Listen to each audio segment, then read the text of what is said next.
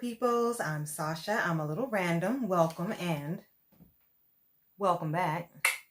All right. Okay, so today we are going to do wish list. So I'm going to split this up between genus, and today we are going to do Syngonium. I'm going to be looking down because I can't remember the whole list. But let me just show you the two that I have. Now, one, I like Syngonium in the adult form, and I like them in the juvenile form. And I'll see if I can show you the difference on one of mine. I don't think I have the adult form on anything, but let me show you the two I have. So I have the Syngonium butterfly, white butterfly, which is this one here. If you see that, I have the Syngonium white butterfly. That is nice, very nice. Yes. All right, so we have that one. And I have the Syngonium holly. Syngonium holly. And that is this one. Now, these are two very basic ones you can kind of find in any big box store or, you know, whatnot. Ooh, that is so bright. Okay, let's see if we can cut the light or something. I don't know. But if you can see the difference, this is a little lighter. Can you see the difference? Okay. Let's do this. Let me cover my face and turn. Yes, and turn. Okay, so you see this one a little better now that we're doing it this way. I think they're both very pretty. And honestly, Syngonium is one of my favorite genus of plants, philodendron being the other. Okay. I'm slowly falling in love for anthurium, so there may be some competition creeping in at the moment. Anyways, let's start with the wish list, okay? So, in no order of importance, we're going to start with Syngonium albo, okay? So I like this plant. It's really nice. If you look at it over here, everything's going to be on that side today. I like this plant so much. It just seems classy to me. The way the variegation kicks in, it is stable variegation, so that's awesome. I don't want something that's the variegation is just going to disappear if there's not enough light. I believe I'm correct that it is a stable variegation. If I'm not, I'll put it on the screen, but I'll have to look that up. I believe it is stable variegation. I just like the pattern of the way the variegation comes in. I like white variegation over the yellow, although I have seen some yellow that I kind of like. But I just love this albo. It's pretty. It just seems classy. That's the best way I can describe it. But yeah, so that is Syngonium albo. Let's see what else. We have Syngonium mojito. I really like this one, okay? It's a little different. It's not sectoral variegation. It's just kind of not blotchy, but speckled, I guess is the best way I can put it. I just like the pattern it is, and it just, the different shades of green is nice. The shape of the leaf is nice in all of these. I just love the shape. I love the adult form too, which I will show you here. This is what the adult form looks like in most Syngonium. You see the different lobes, how the lobes get more predominant. It's gorgeous, okay? It's gorgeous. And it's odd. I like it. You know, it's not necessarily a heart shape. It's just, you know, it's going like that.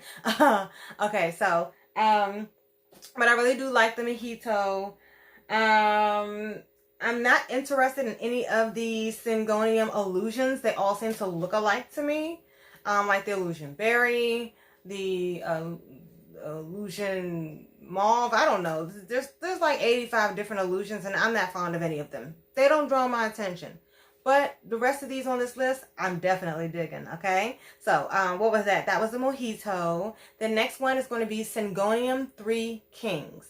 Now, this one just looks daring, if you will. Like, it's almost intimidating looking. Like, the way that the pattern goes and the way the variegation goes, it's very sectoral but blotchy at the same time. Like, you can get some half moons, but I'm not looking for the half moons. I'm looking for this leaf right here. I love this leaf. I love that it can be, all the leaves are different. They're varying. They just rock my world, man, and I really want one. I guess at the end I'll tell you which one of these is my favorite. I honestly, it's hard to choose, but There aren't a lot on this list, to be honest with you.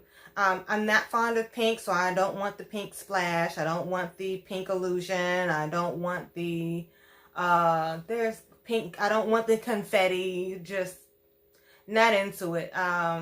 Just not a pink person, you know, just what it is.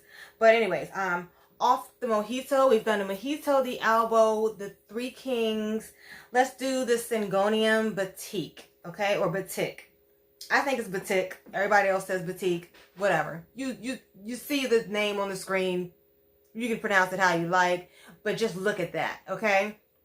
The batik is very nice. I like the striations, the lines in it. Like, it has good body form, and it has very good lines. I'm not sure how to describe those things that are in leaves. It's not, you know, the veining is pretty, that's nice, but it's the line on the outline on the outside that I'm really digging. I just think it's really pretty, and I want it in my collection. I know exactly where I would put most of these. Unfortunately, I don't have space for all of these. So I have to clear out some of my propagations and some of my doubles from propagations that are like full plants now. And see if I can make some room in here for some bigger plants. I also have 1, 2, 3 monsteras. I need to get down to 1. I know which one I'm keeping, but let's be honest here. They take up a lot of space. I'm keeping the smallest one. I'm just going to allow it to grow and grow and grow and grow, and maybe that one can get bigger. But it's massive, and I need space for more plants. Who doesn't want more plants? I definitely want more plants. Okay, so I think that was it. So we did the elbow mojito, Three Kings, and finally the batik. Now, if I have to choose between these and which is my favorite, I'm going to say it's a tie between the batik and the Three Kings. Although I have been wanting the Monstera elbow the very longest, since that's the first one that I was introduced to. So, yeah, I'm gonna stick with that answer. It's a tie between Three Kings and the batik, and we'll go with that. I think we'll go with that today. Yeah, because we all know how our minds change depending on what a leaf looks like and what's growing easy for us. And, you know, so if I end up with 2, you know, I'll have to compare them and see which one of my, you know, do a Syngonium collection. If I get all of them, that's going to be great. One day I will have all of them. I will have all of them. The other thing I like about Syngonium is that they tend to trail. You can pin them up like this one. I don't know if you can tell, but I have some Velcro in here holding it up, but it actually can also trail. I have some trailing down this way. This one is actually trailing. I'm letting this one trail. That's trailing. So I like it a little up and a little down, and I just think it's really pretty. I don't see any mature leaves on this one, but if you can see, this one is a little close to what I'm talking about. You see the little Batman ears? You can't. It's so bright. There we go. And that is a beautiful thing right there. It's just so nice. Some of the lobes look a little different. They're a little bit more bulbous at the end, depending on which one you get. This one is just a little bit more pointy. But yeah, I really do love Syngonium. I love the growth pattern. I love that they're super easy. Super easy to grow. They grow quickly for me so far with the 2 that I have. I've heard the elbow is just the same. I've heard the Three Kings is the same. I believe that's also stable variegation. Yeah, it's a really good plant. I highly recommend it for new plant parents as well. The only thing I will say is that it is poisonous to pets, animals, and babies. I said pets and animals and babies, Lord. Pets, adults, and babies. So, and that's only if you like put it in your mouth. It's not to the touch. I would not cut it. I don't think it's like Dieffenbachia. Dieffenbachia, if you're going to cut that, I do recommend you wear gloves because it will numb your fingers.